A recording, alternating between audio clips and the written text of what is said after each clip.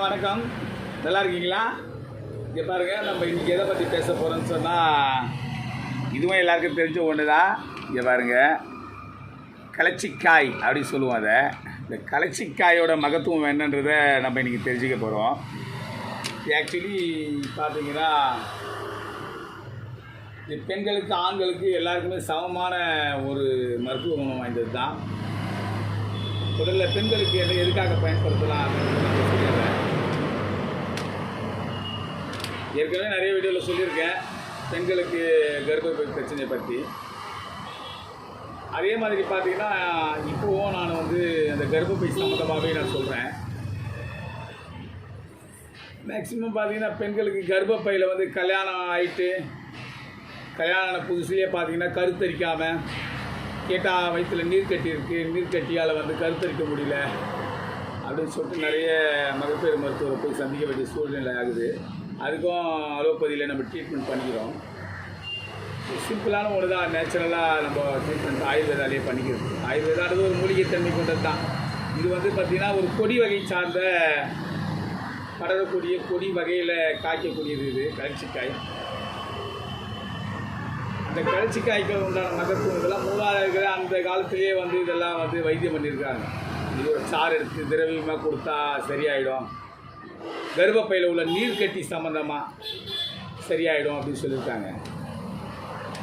கர்ப்பப்பையில் நீர்க்கட்டி நிறைய பேர் அதை உடைக்க முடியாமல் நிறைய ட்ரீட்மெண்ட் பண்ணி அது குழந்தை சைஸு கூட அந்த கருமுட்டை அளவில் கூட கர்ப்ப நீர்க்கட்டி கிட்டத்தட்ட பார்த்திங்கன்னா 1/2 கிலோ 3/4 கிலோ வெயிட்டுக்கெலாம் வயிற்றுக்குள்ளே சுமந்துட்டு கஷ்டப்பட்டுருக்காங்க நிறைய பேர். தெரியாது. எனக்கு தெரிஞ்சு நிறைய பேர் பார்த்துருக்கேன், கேள்விப்பட்டிருக்கேன், சொல்லியிருக்காங்க. குழந்தை கூடவே அந்த நீர்க்கட்டியும் வளர்ந்து குழந்தை பிறக்கும் போது அந்த நீர்க்கட்டி உடஞ்சதாக கூட சொல்லியிருக்காங்க. ஆக்சுவலி இதுவும் கருத்தரிக்கிறதுக்கு பயன்படுத்தக்கூடிய ஒன்று தான். இது என்ன பண்ணணும்னு சொன்னால் நம்ம இதை உடைச்சி இது உள்ளே இருக்க விதையை எடுத்து கடாயை வச்சுட்டு அடுப்பில் ஒரு ட்ராப் நெய் போட்டு இதை புன்வருவலாக வறுத்துட்டு இதை பொடி பண்ணி டெய்லியுமே ஒரு ஸ்பூன் அளவுக்கு ஆறின பாலில் கலந்து சாப்பிட்டு வரலாம். இல்லைனா வெந்நீரில் கலந்து சாப்பிட்லாம். அப்படியும் இல்லைனா இதை தேனில் குழச்சி நம்ம காலையில் வெறும் வயிற்றுலையும் இரவு நைட்டில் சாப்பிட்டு தூங்கும்போது நம்ம சாப்பிட்டு வரலாம். இப்படியே சாப்பிட்டு வரும்போதே ஆக்சுவலி நீர்க்கட்டி இருந்தால் நீர்க்கட்டி கண்டிப்பாக உடஞ்சிடும். நீர்க்கட்டி உடஞ்சிடும். பிறகு பார்த்திங்கன்னா அவங்களுக்கு கருத்தரிக்கிறதுக்கு உண்டான வாய்ப்பு உண்டு. அது கல்யாணம் ஆன புதுசில் ஏற்படக்கூடிய மங்கைகளோட பிரச்சனை.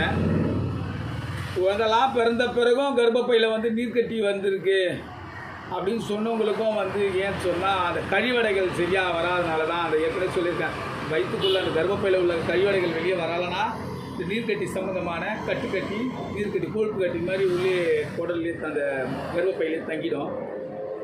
அதனால் அந்த நீர்க்கட்டி பெண்களுக்கு நீர்க்கட்டி உடைக்கிறதுக்கு உண்டான மகத்துவம் பார்த்தீங்கன்னா இப்போ நாட்டு மருந்து கடைகளில் நீங்கள் போய்ட்டு இந்த களைச்சிக்காயை வாங்கி நம்ம வறுத்து பொடி பண்ண முடியலனாலும் இந்த களைச்சிக்காய் பொடி எடுக்கணும்.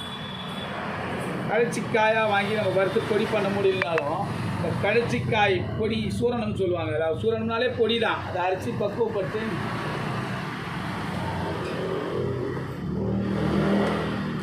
இந்த பாருங்கள், இந்த மாதிரி களைச்சிக்காய் பொடியாக இருக்கும். இந்த களைச்சிக்காய் பொடியை பார்த்துட்டிங்கன்னா டெய்லியுமே இதை பால்லையும் கலந்து சாப்பிட்லாம், இல்லை தேனில் குழச்சி சாப்பிட்டு வரலாம்.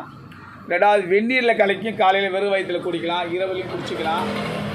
இந்த மாதிரி நம்ம இதை குடிச்சிட்டு வரலாம். குடிச்சிட்டு வந்தால் கண்டினியூஸாக குடிச்சு எப்போ ஏற்பட்ட நீர் கட்டியாக இருந்தாலும் உடைச்சிடலாம், பயப்பட வேண்டியதில்லை. அப்படி இல்லைன்னா இங்கே பாருங்கள், நம்ம ஜிபிஆர்சி ப்ராடக்ட்டு சொல்லிட்டு இங்கே பாருங்கள், ஜிபிஆர்சி ப்ராடக்ட்டுன்னு சொல்லிட்டு நம்ம சேல்ஸ் பண்ணிகிட்ருக்கோம். இதில் பார்த்தீங்கன்னா சேல்ஸு மட்டும் இல்லை, இவங்க என்ன பண்ணியிருக்காங்கன்னா இந்த களைச்சிக்காய் இதே களைச்சிக்காயை தான் எடுத்து பழைய காலத்து முறையில் பார்த்திங்கன்னா அந்த வைத்தியர்கள்லாம் அந்த காலத்தில் என்ன பண்ணியிருப்பாங்க, இதோட திரவமாக எடுப்பாங்க. களைச்சிக்காயை நல்லா கொதிக்க வச்சு சுண்ட வச்சு அதை நீராவியில் தான் சொட்ட சொட்ட சொட்ட இது இருக்கும். அந்த நீராவியோட ஒரு சொட்டே பார்த்திங்கன்னா 1 லிட்டருக்கு சமமான மகத்துவம் வாய்ந்தது சொல்லுவாங்க. அந்த மாதிரி ட்ராப்பாக இந்த களைச்சிக்காயோட திரவத்தை எடுத்து அதில் இந்த மாதிரி பாட்டில் அடைக்கப்பட்டு இதுவும் மேக்ஸிமம் பார்த்தா பெண்களுக்கு உண்டான இது வியாபார ரீதி மட்டும் அல்ல, இது வைத்திய ரீதியாகவும் இது வந்து பெண்களுக்கு அந்த கழிச்சிக்காய் சாப்பிட்டு திரவத்தை சாப்பிட்டு வந்தால் வயிற்றில் இருக்க கட்டி வந்து கண்டிப்பாக அதை கர்ப்பப்பை கட்டி உடையும், நீர் கட்டி உடையும். அந்த மாதிரி மகத்துவம் வாய்ந்தது. இது மாதிரி இந்த மாதிரி ப்ராடக்ட் எங்கே கிடச்சதுன்னா நீங்கள் இந்த மாதிரி வந்தும் வாங்கி வெந்நீரில் கலக்கி ஒரு 5 ml அளவுக்கு டெய்லியுமே வெந்நீரில் கலக்கி நீங்கள் சாப்பிட்டு வரலாம். இது நல்ல உடம்பு நல்லது. இந்த கழிச்சிக்காயோட மகத்துவம் வந்து மேக்சிமம் கர்ப்பப்பையில் உள்ள நீர்க்கட்டிக்கு மட்டும் கிடையாது. எல்லோரும் நினச்சிக்கோ கர்ப்பப்பை நீர்க்கட்டிக்கு உடையுதுன்ட்டு. ஆண்களுக்கும் இது பயன்படும். ஆண்களுக்கும் பார்த்தீங்கன்னா அந்த கொழுப்பு கட்டி சம்மந்தமாக மேக்சிமம் நிறைய பேருக்கு இந்த கொழுப்பு கட்டியில் அந்த கைகளில் இந்த அக்கத்தில் இந்த மாதிரிலாம் வந்து கொழுப்பு கட்டிகள் எங்களால் தங்கி நிற்கும். இந்த கொழுப்பு கட்டியெல்லாம் கரைக்கக்கூடிய தன்மை வாய்ந்ததும் இந்த கழிச்சிக்காய்க்கு உண்டு ஒன்று. அதே மாதிரி பார்த்தீங்கன்னா ஆண்களோட விதை வீக்கம்னு சொல்லுவாங்க, அடி வயிற்கு. அது மாதிரி விரை வீக்கத்துக்கும் வந்து இது நல்ல மகத்துவம் வாய்ந்தது. அதனால் அவங்களும் வந்து இதை வந்து கழிச்சிக்காயை சாப்பிடலாம். ரெண்டாவது பார்த்தீங்கன்னா இது அடுத்தது என்ன பார்த்தீங்கன்னா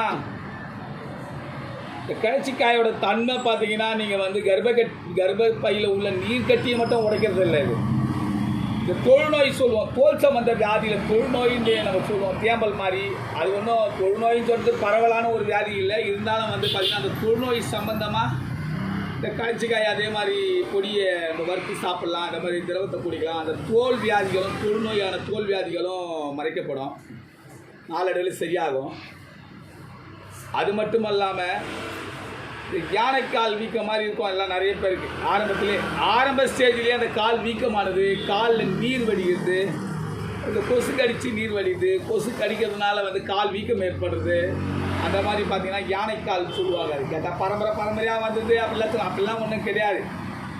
பெரியவங்களுக்கு என்ன வந்ததோ அதை பராமரிக்காதனால அதே மாதிரி இவங்களும் பராமரிக்காதனால அப்படியே வந்துகிட்டே இருக்குதான். ஆக்சுவலி அந்த யானைக்கால் வியாதி வந்தாலும் அப்படின்னு சொல்கிறாங்க. யானைக்கால் வேணும், நான் தப்பாக சொல்லலை. அந்த மாதிரி வீக்கத்துக்கு அது ஒரு பேர் வச்சுருக்காங்க. யானையோட கால் பலத்துக்கு மாதிரி அந்த கால் உருவாகும் நம்மளோட காலம். அந்த மாதிரி அதுவும் ஒரு சில வியாதி மாதிரி தான். அதுக்கும் இது வந்து பயன்படுத்தலான்னு வந்து சொல்லியிருக்காங்க. அதனால் இந்த கழிச்சிக்காயை வந்து நம்ம அந்த மாதிரி ஒரு வியாதிக்கும் பயன்படுத்திக்கலாம். அதனால் எல்லாருக்கும் நான் தெரியப்படுத்துறது என்னென்னா கால் அதே மாதிரி வந்து பார்த்திங்கன்னா கால் வீக்கத்தால் தண்ணி சடசடன்னு நீர் சுரந்துகிட்டே இருக்க மாதிரியே இருக்கும். இப்போ பாரு வேர்வை மாதிரியே 2 கால்லையுமே சடசடப்பு வந்துகிட்டே இருக்கும். அதுவும் வயிற்று பிரச்சனை தான். எல்லாமே இந்த வயசாண்டப்பட்ட பிரச்சனை வர்றதுனால தான் பெருங்குடல் பிரச்சனை வரும். அந்த பெருங்குடல் பிரச்சனைனால வர்றதுனால தான் இந்த நீர் சுரப்பியும் வரும் காலில். அதுக்காகவும் இந்த கழிச்சிக்காயை பயன்படுத்தலாம். நீங்கள் வந்து ஆக்சுவலி கழிச்சிக்காயை வாங்கி வறுத்து பொடி உடச்சி உள்ளே இருக்க பருப்பு எடுத்து நெய் போட்டு வறுத்து அதை பொடி பண்ணி அதை டெய்லியுமே சாப்பிட்டு வாங்க. கண்டிப்பாக பெரிய செலவு ஒன்றும் இல்லாமல் நம்ம உடலை நம்மளே ஆரோக்கியத்தால் சரிப்படுத்திக்கலாம். நம்மளே வந்து வைத்தியம் பண்ணி சரி பண்ணிக்கலாம். பயப்பட வேண்டியதில்லை, தைரியமாக இருங்க. எல்லாருக்கும் வாழ்த்துக்கள். நல்லா இருங்க. இது சம்மந்தமாக உங்களுக்கு ஏதாவது டவுட் இருந்தால் நீங்கள் வந்து எனக்கு கமெண்ட் பாக்ஸில் தெரிவிங்க. பிடிச்சிருந்தால் சப்ஸ்கிரைப் பண்ணுங்கள், லைக் பண்ணுங்கள், ஷேர் பண்ணுங்கள். நான் மூலிகை சம்மந்தமாகவும் ஆன்மீக சம்மந்தமாகவும் நான் சொல்லிகிட்டு இருக்கேன். விருப்பம் உள்ளவங்க கேளுங்க, என்னை பிடிக்காதவங்க கேட்கணுன்னு அவசியம் இல்லை. பிடிச்சவங்க மட்டும் கேளுங்க.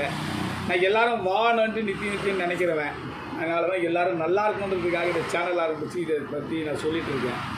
ஏன்னா நிறைய பேருக்கு என்ன பண்ணுறது, எங்கே போய் தேடுறது, என்ன வைத்தியம் பண்ணுறது, யாராவது சொன்னால் நல்லாயிடாதா, இந்த வைத்தியங்கள்லாம் சரிப்படுத்த முடியாதா, இந்த வியாதியை குணப்படுத்த முடியாதா, டெய்லி நித்தியம் இரவில் தூக்கம் இல்லாமல் அல்லோலப்பட்டு மனசு அலைஞ்சி ரொம்ப கஷ்டப்பட்டு வேலை ஒரு பக்கம், நம்ம வந்து அடுத்தது குடும்பத்தை பார்க்கணும், பெரியவங்களை கவனிக்கணும், வேலைக்கு போனால் வேலையில் வந்து கவனத்தை செலுத்த முடியல, ரொம்ப கஷ்டம். ஏன்னா வியாதி ஒரு மனிதனுக்கு வந்து நோய்வாய்ப்பட்டு அவன் வேலைக்கு போய் அந்த வேலையை செய்யும் போது கூட அவனுக்கு கஷ்டம் ஏற்படும். உடம்பு தடாத்தமாகவும் ஆரோக்கியமாகவும் இருந்தாலும் எந்த வேலையுமே செய்ய முடியும் கான்சன்ட்ரேஷன் பண்ணி. இப்போ மைண்டை கான்சன்ட்ரேஷன் பண்ணி வேலை செய்ய முடியலன்னா மேலதிகாரி சரியாக வேலை செய்யலன்னு திட்டுவாங்க, நமக்கே இருக்கிறவங்களாம் சரியாக வேலை செய்யலன்னு சொல்லுவாங்க. நமக்கான உண்டான வேலையை நம்மளாலேயும் செஞ்சுக்க முடியாது. எல்லோரும் வீட்டுக்கு வந்தால் கணவர்மார்கள் மனைவி திட்டுது, மனைவிமார்கள் கணவர் திட்டுது. இப்படியே தான் காலங்கள் போயிட்டுருக்கு. ஒவ்வொரு நாளும் நித்திய காலங்கள் இப்படி தான் போயிட்டுருக்கு. இப்படி தான் காலத்தோடு வாழ்ந்துருக்கு. இதுக்கு ஒரே காரணம் என்ன, மனிதனுக்கு ஏற்படக்கூடிய வியாதிகள் தான், நோய் தான். இந்த நோயிலேருந்து விடுபடுறதுக்கு தான் உணவே மருந்து, மருந்தே உணவுன்னு சொல்லுது.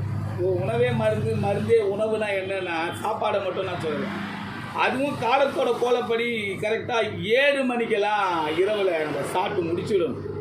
சரியான காலத்துக்கு சரியான நேரத்துக்கும் நம்ம உணவை அருந்திட்டோம்னாலே எந்த வியாதியும் வராது. நம்ம பார்த்தீங்கன்னா காலையில் 8 மணிக்கு அந்த காலத்துலாம் பார்த்தீங்கன்னா விவசாயிகளாம் போவாங்க. தோட்டத்துக்கு போகும்போது 4 மணிக்கெல்லாம் கஞ்சி தண்ணி எடுத்துகிட்டு கஞ்சி தண்ணி ஒரு சொம்பு உப்பு போட்டு குடிச்சிட்டு 4 மணிக்கெல்லாம் குடிச்சிட்டு போய் ஏர் ஓட்டுவாங்க. ஏர் ஓட்டிட்டு அண்டை வெட்டிட்டு நடு நட்டுட்டு எல்லாம் வந்து 10, 12 மணிக்கு 11 மணிக்கெல்லாம் வேலையை முடிச்சுட்டு வந்துடுவாங்க.